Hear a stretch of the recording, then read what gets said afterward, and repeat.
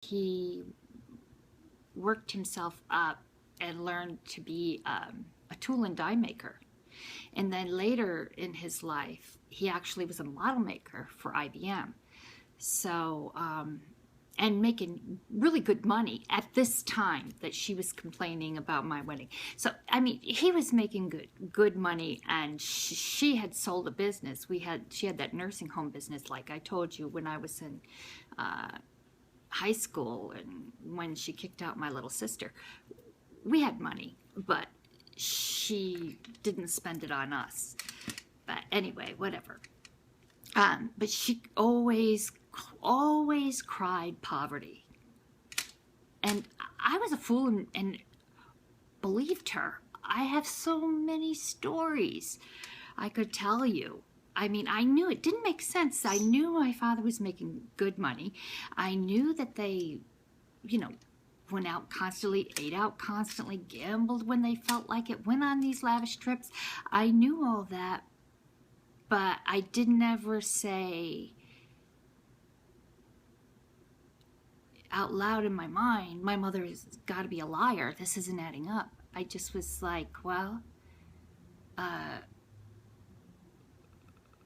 guess they don't have any money after, maybe their bills are, it's hard to pay their bills after they bought all name brand things. They really, she didn't ever watch her money, ever have to. Like, I'm always, very easy life. And this crying poverty was just bullshit, and it was constant. And not really poverty, but I didn't expect that expense, and she was always put out financially, Unbelievable. So my covert narcissistic sister, golden child sister, came in for my wedding, and she slept in my bed, and it was kind of a sweet time, for her and I, because in the morning, we woke up in my king-size bed down in the basement. I was in the basement of this new house that we built. My bedroom was in the basement. And so the kitchen was just above my bedroom, and my mother was up there banging around, stomping. She was 5'2", little tiny, and she could stomp. She never. My father was almost 6'3", and a big barrel chest like Herman Munster, big guy, and he walked like Fred Astaire. You did never even hear him approaching the room. He was so gentle and quiet. She stomped and bang, and always like, especially if you didn't get up in the morning and start running the vacuum or making her bed or whatever, polishing. You always had to, if you're going to lay in bed in the morning, she's going to stomp and bang, and that's what she was doing. She was up over my head, my wedding day, overhead banging. And Linda, or said her name, sorry, my golden child sister and I were in my bed giggling and laughing, and she said, feel the pit of my stomach. She said, do you feel that? It's hard, like a walnut in there. She said, I think I'm pregnant. It was kind of a nice moment. She really was. She was pregnant for that first child. By the way, I mentioned him in the last video. He turned out to be a real jerk when he grew up, but that was special.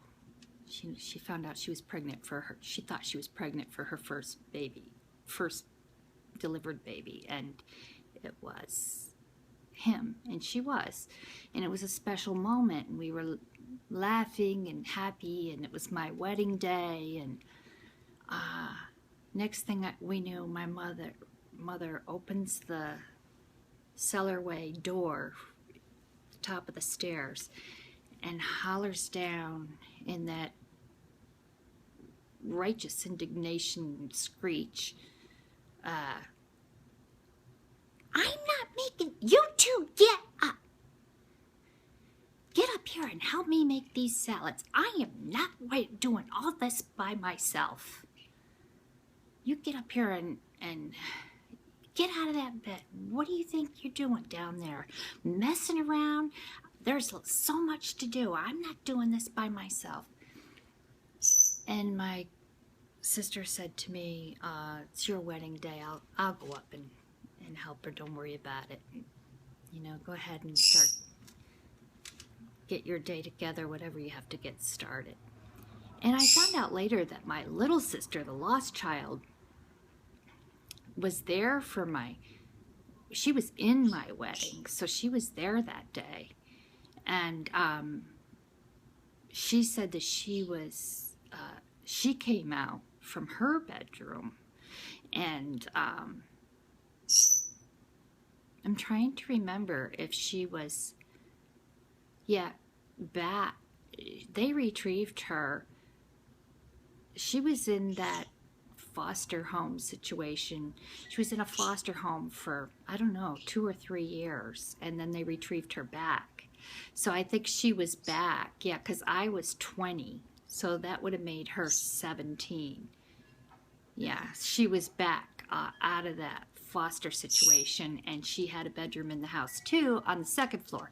So she said she came out of her room and came into the kitchen, and she heard my mother complaining that she had to make these salads and it was going to be so much work, and she had every pot in the house boiling or whatever, and it's never just enjoy it and make the salads and laugh and have a fun time. No, it's, run the vacuum and wash the windows and scrub those cupboards down. You got fingerprints. There's fingerprints. You smudged the stove. That kind of thing. So my little sister was standing like this, she said, and she wanted to help, but she was there to help, but my golden child sister and my narcissistic mother just ignored her, as they usually did. Didn't say, hey, grab this or do that. You couldn't just pitch in, because that wasn't allowed. You weren't allowed to cook. You weren't allowed to touch things. You walked on eggshells in that house. So the kid didn't know what to do. She was there to help, but nobody said. Now the golden child sister could do what she wanted always in the kitchen. It seems so crazy as adults. You're not allowed to touch things. You're not allowed to cook. You're not allowed to do this or that. But that's what it was like, even as adults. But the golden child sister helped her. And when my little sister and I, after my father's death, spent 4 months in Florida comparing notes and writing manuscripts about all of this, she mentioned about this, that she remembered that, the stomping and the screaming. Somebody better get in here and help me make all this. I'm not doing this by myself. And then she said they totally ignored her, as if she wasn't even there. And she felt useless, and she wanted to help, but they ignored her. But she went and got ready. She was in the wedding, so her and the golden child sister were in the wedding.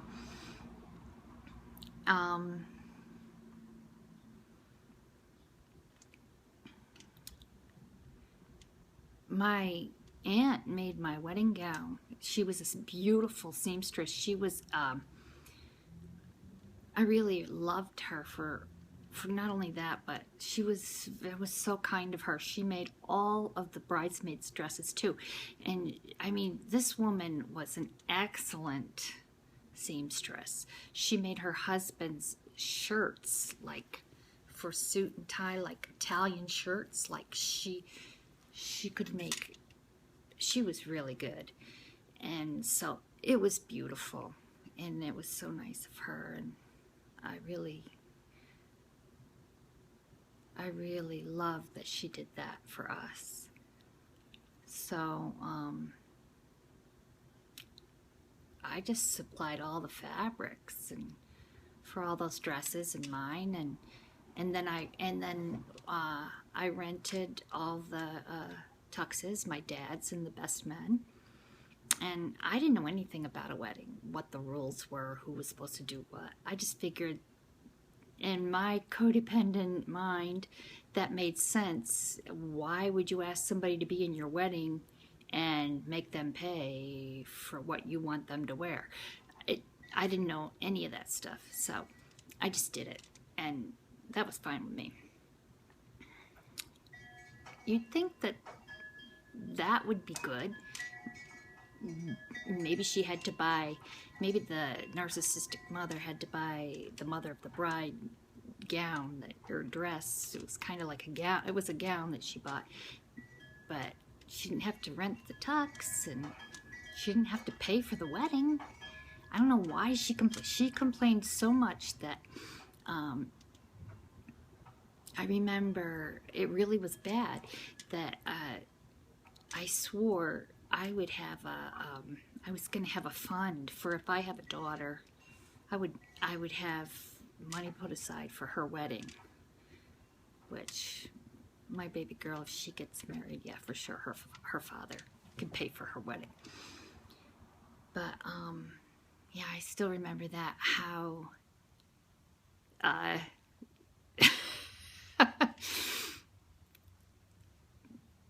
my narcissistic mother thought she was gonna weasel out of that wedding, not have to pay for anything and not have to do anything. But oh no, she was up against a really wise, covert narcissist.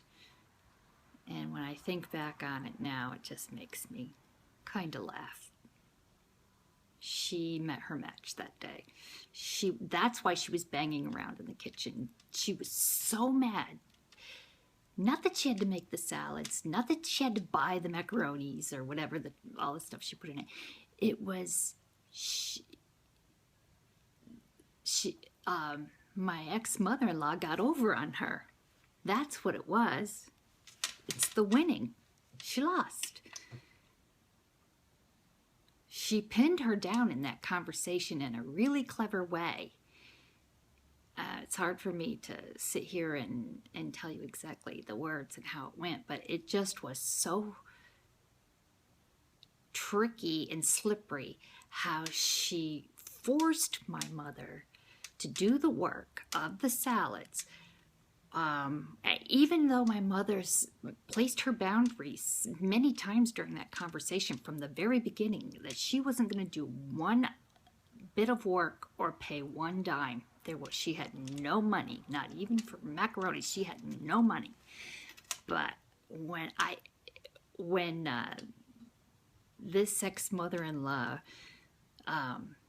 agreed with her, you know, she sized her up like Sam Vaknin said right away. She sized her up with those boundaries and those unreasonable.